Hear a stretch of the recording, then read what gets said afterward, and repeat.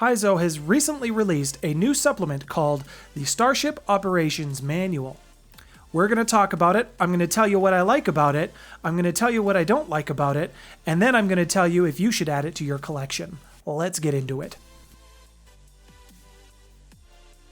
Hello everyone, welcome to the Maple Table. My name's Nathaniel. This is a channel where we discuss role-playing games, so if that's something you're interested in, I would love to have you hit that subscribe button and join me at the table.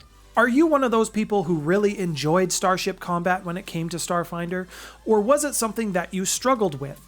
Regardless of your feelings on it, Paizo decided that it was a good idea to put out more options for your starships and your space battles and encounters. If you're looking for a little guidance around the Starship Combat and how to more effectively run that, I have a training series, and I'll put that in the description down below, and this will be a playlist of videos that will help break down Starship Combat into more manageable chunks. Now for the Starship Operations Manual. This book is divided into 4 sections. The first section is going to talk about starships, building starships, weapons, armors, and new mods and fun things that you can do with your spaceships. Chapter 2 talks a little bit more about Starship Combat. It goes into some more systems and gives you some options for things that most storytellers or GMs had to house rule to come up with. For fans of world lore, you're going to enjoy Chapter 3. This talks about the starships, it talks about some of the spaceship manufacturers that you can find throughout the Pact Worlds, the Viscarium, and other regions of space. And finally, Chapter 4. This one is more for the storytellers as it talks a lot about spaceship ideas and story hooks, as well as designing giant space creatures to destroy your players and their armadas with. In the first chapter, where we talk a little bit more about starship mods, one particular section that I'm going to draw your attention to is some new spaceship weapon modifiers. On top of a wide list of options that you can add to weapons and armors to your spaceship, these particular modifiers can be added to any weapon to make them a little bit more effective or a little bit more versatile at the cost of a little extra build points depending on what option you want to go with. For example, the mystical property changes a weapon to be more magically inclined. So this is for you casters who like to be in the gunner seat. What mystical specifically allows you to do when it comes to weapons, when a caster type is making a gunnery check, instead of using their base attack bonus or their piloting skills, they can instead use their ranks in mysticism for their attack roll. This is going to make casters a lot more effective in the gunner seat. Some of the things that I found interesting within the first couple of pages of this chapter was information around drift engines. And there are certain factions that will use special type of drift engines that are listed in this chapter. It does say within this supplement that they are supposed to be reserved for these specific factions because that's just what adds some of their flair and their flavor. But keep in mind, you are the storyteller and you decide what and what doesn't go in your game. So I thought that was neat. There's also quite a wide array of new armors and armor types like regenerative armor, and among many, one particular modification for starships that I find particularly interesting, because it appeals to just the reckless nature of myself and most of the people that I play games with. There is a friggin' ramming attachment. Just a big bulkhead that you would strap onto the front of your ship and then you just use it to literally drive into other ships and crash into them. So that's pretty neat. They also talk a little bit about some special materials, so this gives a little bit more flavor to the world as well. So you can have armors or starships built out of these special materials and they will have different properties attached to them. For example, increasing your jet thruster speed so your ship moves faster, or other special properties that makes your ship more resistant to magical attacks. There's quite a few range of options in here as well, and I feel like this will really flesh out some of your starships and just give you a few extra options and things to think about. Speaking of extra options, I believe they call them expansion bays. Cryo chambers for those long, really long distance journeys, even through the drift. Healing pods for another example, or another favorite of mine, drop pods. That's right, you can have drop pods. Load them up with a small crew, maybe a small vehicle, and just drop it into the atmosphere from space. Gives a very Warhammer 40k kind of feel to this, I think.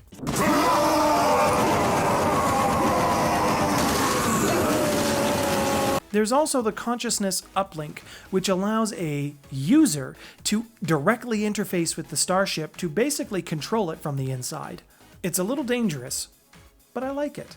Towards the end of this chapter, it will add a new class of starship called the Super Colossal, and these things are massive, absolutely gigantic. The types of ships that you would need at least 150 people to crew, and ones that will support life for up to 100,000 people.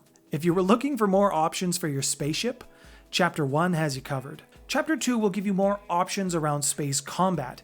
Sorry for those of you who are struggling, it doesn't make it any easier. They do add quite a few extra systems to spaceship combat for giving a different flavor or a different flair.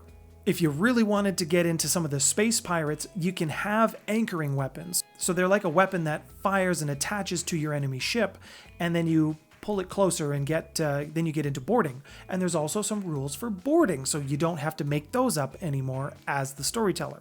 If you're looking for something just a little extra on your Starship Combat, there's a small section in Chapter 2 for critical effects, kind of like using the critical hit deck, which I haven't reviewed by the way. When you roll a natural 20, depending on what starship role you filled, there are different effects that you can apply. These of course are entirely optional. Let's say you wanted to have a spaceship chase, not an actual combat, but a chase. There's actually some guidance and some suggestions in here for running that specific type of situation without having to go into an in-depth combat. Another addition to just space itself, there are certain environmental effects that you can run into when you are just drifting around or flying around in space. Some parts of space are flammable and they explode. This just gives some suggestions to add maybe a little bit of flavor or a little bit extra to your starship chases or even some of your starship combats just in general. One of the things that I found useful in this chapter was an explanation around the crew roles and where they actually happen on a ship. This is again more just for guidance. The actual location of your crew when it comes to space battles doesn't really matter. But when you have things like a hull breach or when somebody is boarding you, it's useful to know where your ship roles will actually be logically placed. And so this does give a little bit of guidance and explanation around that, just to make things a little bit more clear, in case you were having difficulty house ruling any of this. If you were looking for even more crunch to your Starfinder experience, there are some rules that provide guidance for flying a starship through a planet's atmosphere. This also introduces a new type of combat called Squadron Combat. The idea with Squadron Combat is to have your players fly smaller ships, not good for long-distance space treks, and to use these smaller ships in teamwork flying all around the place. Normally, if you're running a Squadron Combat, you will have a main ship. Think aircraft carrier and the jets that fly off of it. One interesting area with Squad Combat is called Unification Matrix. This particular concept is so neat. I'm struggling so hard to find words that express this adequately without saying Power Rangers Megazord, because that's basically what this is. Your squad of small ships, through a Unification Matrix, can combine into one larger ship or robot type thing. Leave that up to your storyteller for what you can actually do with this. But it's a neat concept, and I like it. I do. The type of games that I tend to run, this probably won't make it into them, although I conceptually enjoy this. It also introduces something called Armada Combat. This is more for the players that want that general type experience, controlling large amounts of ships and moving them as pieces themselves on the battlefield. Typically, the PCs are not going to be actively inside the groups of ships that they control. But this is an option to allow large-scale space battles.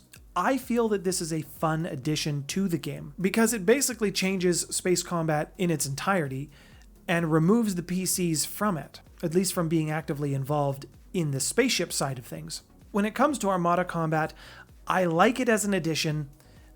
I also have mixed feelings about it as well. So I don't find a lot of enjoyment personally from removing my PC from the inner workings of the starship and controlling a large-scale space battle. I can see the appeal for wanting to be a general and controlling your troops and having troop movements, and there's definitely some stories to be told around that. Not a huge appeal for myself, although I definitely see why this was added to this section. Just a quick mid-video reminder, if you're enjoying today's video, please hit that subscribe button and don't forget to hit that like button as well, as that will help my channel grow and keep me producing videos like this for all of you. Chapter 3 gives us a bit more insight into some of the lore of Starfinder and the universe itself. There are 20 new spaceship manufacturers, and each add their own little flair to the starships that they create. I've been enjoying reading them. I've been enjoying seeing what their perks are and where they would be located, either in the Pact Worlds, the Veskarium, near space, or the deep space. I like this type of edition. I like the lore. I want to understand the universe and tell my stories within that and still be canon. Yes, I create some of my own additions when it comes to world building. I enjoy using the base material. And the other part of this chapter will talk about starships. It will give quite a few examples of different tiers and levels of starships, going all the way up from very small to some of the biggest starships. For me as a storyteller for my particular group, this gives me so much material to work with and stuff to create, to throw at my players. And for this part of it, I really enjoy it. There are stat blocks that you can look at. You have the ability to create different levels and tiers of starships, and it just makes the creation of starships, especially when it comes to the NPC types, it makes creating them a little bit easier to grasp for myself. And then we come into chapter 4. This chapter is more so for the storytellers. It gives you several new story arcs and story ideas, things that you can use as a starting point for more spaceship-oriented type games. Some people enjoy those hooks and those ideas, some don't. I'll leave that up to you to decide if this is useful for you or not. Another addition to Starship Combat in Chapter 4 is space creatures on a gargantuan scale. Space is not empty. It is full of hazards. It is full of nebulas and stars, planets, solar systems. So why not fill it out even more with gigantic monsters? Things that if you were going to fight, you could only do so in your spaceship. There's also some guidance in Chapter 4 specifically around designing starship encounters. So if that's something that you were struggling with and you wanted a little bit of help with, this book is going to lay some things out for you specifically around Starship Combat, designing your encounters, and even some guidance around creating memorable villains. All in all, I think this is a fun addition to the Starfinder universe.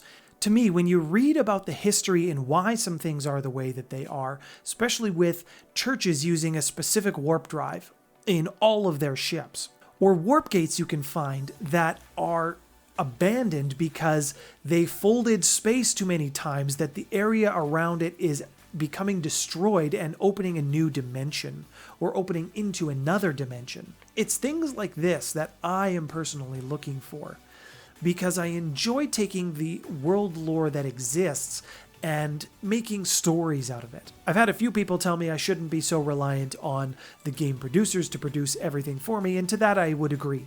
But for those of you who want this type of information, you will find it in the Starship Operations Manual. Does it make spaceship combat any easier?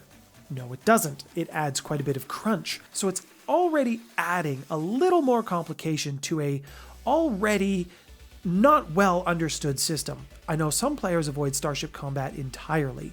If you fall into that camp, you're probably not going to enjoy this book. But for those of you looking to add to a system you're already familiar with, to give a few more options or ideas of fun things that you can do with your players, this is absolutely a great purchase. Is it as good as the Character Operations Manual release? To me, no. But I did enjoy it. I'm going to give this book a solid 3 stars. It adds to the lore and to some of the spaceship construction and options that players can have, and I'm all for player options. In terms of making the game easier, as I mentioned, it really doesn't, so it loses some points for that. It adds a little bit to the world lore as it exists, and I'm hungry for more. I want more of it.